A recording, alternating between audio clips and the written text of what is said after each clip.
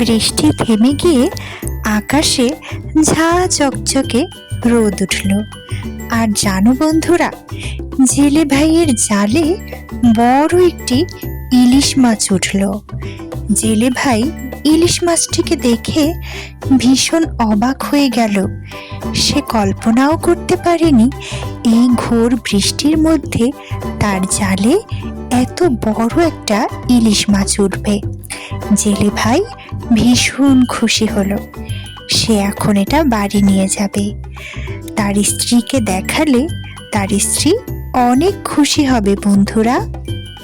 আর জেলে ভাই তৃপ্তি করে তার মনের আশা পূরণ করতে পারবে। সে ইলিশ ভাজা দিয়ে ভাত খেতে পারবে এই বর্ষার মৌসুমে। বন্ধুরা, তাহলে চলো দেখি জেলে ভাই শেষমেশ মাছটিকে নিয়ে কি করে। এত বড় ইলিশ আমি তো কল্পনাই করতে পারিনি যে এই বৃষ্টির মধ্যেও আমার জালে এত বড় একটা ইলিশ উঠবে।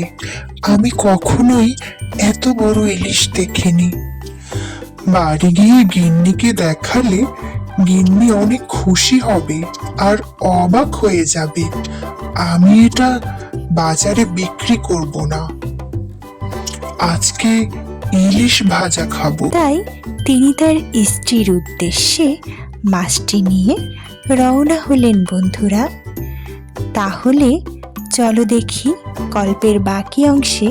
এই বর্ষার দিনে খিচুড়ি আর গরম গরম ইলিশ ভাজা সেই লাগবে, বুঝলে গিন্নি? দেখি দেখি তাড়াতাড়ি করো, আমার যে আর তোর সইছে না।